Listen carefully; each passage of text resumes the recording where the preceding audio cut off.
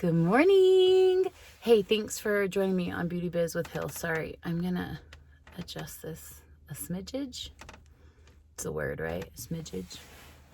I had a great question come in this weekend on my Instagram. If you don't follow me on Instagram, there's tons more nail content there that I need to put here. But for now, it's just Hillary Dawn Herrera, just like here. All straight through, no dots, no underscores. Can we talk about how the underscore thing really bugs me? Because on my phone, I have to push multiple buttons to get there. First world problem. Okay, what are we talking about today? The question that came in was, hey, I'm new in this industry. Do I start charging or do I practice for free for a while? It's a pretty valid question. I think this comes down to having confidence in your work, right? And it comes down to the quality of your work. So first things first, you've got to have some quality there. Maybe go take a look. Hopefully you took pictures throughout your program, whether it's hair, aesthetics, permanent makeup, nails. Nope, you can't take pictures in massage. But, that would have been bad. Go look at your work when you started and then look at your work now. There should be quite an improvement. If you see that improvement, like reset your brain and tell yourself you're worth this. So what you're going to do is you're not going to practice for free. You have to start earning back your investment in schooling and licensing. Even if you live somewhere in the world where licensing is not required, you've still invested either in some sort of training, hopefully, product, and then where you're working. Even if you're working at home, you're going to have extra expenses come in because you're setting it up to work there. You're going to have more utilities. You probably had to set up some sort of station. If you're in a salon where you're booth rent, you're paying booth rent. If you opened your own studio, you're paying for that. If you're commission, commission, you shouldn't have a choice. Commission, you'll be charging, okay? So I'm assuming this is people who are doing this like on their own kind of a thing. Or maybe you're just like wondering if you should do it for free and then go get a job on commission. You should not do it for free. Here's why. You need to start training people pretty immediately to pay for you. That's why in school they pay for you. So wouldn't it be interesting to go from paying somebody in an industry as a student and you probably hopefully have some repeat clients and stuff, and then they graduate and get licensed and they stop charging you? What it does is it communicates to your clients you don't have the value. And then when you do start charging, it makes it way harder for you. So let's not do that.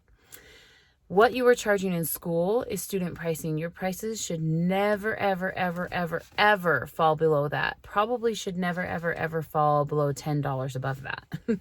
So, and that's just nail perspective. So here's how you do this. Start doing a little research. Look around. What do people charge in your area? People who do generally what you do. Sorry, my nose is like tickling. It makes me want to sneeze or something. I always say you can usually look up salon prices in your area online now, or you can call them and ask them how much is gel polish, or how much is a haircut, or how much is a set of lashes, classic or volume, like a specific one that you feel you're going to do a lot. They might have like a starting price, and that's probably for their newer artists. So compare in your area. I know everywhere is a little bit different, right? I hear this argument a lot in classes that like, well, I'm in a really rural area. I'm the only nail tech. I can't charge. Oh my gosh, if you're the only nail tech, you can charge more.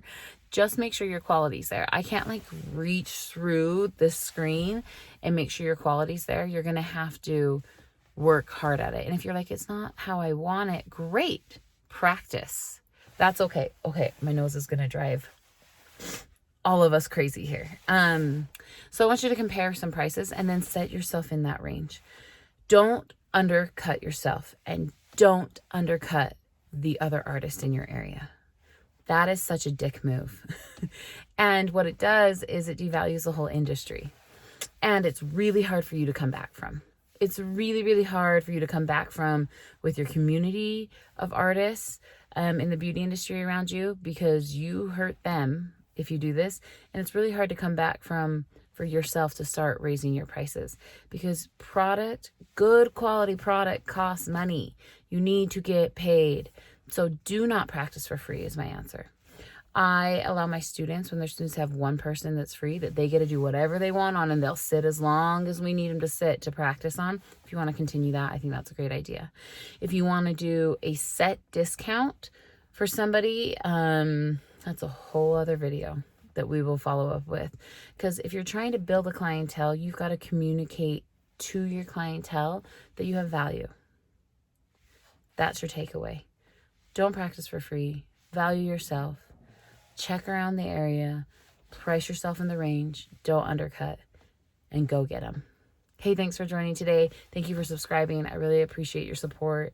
I really appreciate all the input and comments that we've been having these dialogues and discussions. I will put a link below for all the major products and things I use. So that can help answer some questions there too. I appreciate you. I hope you all have a fantastic day.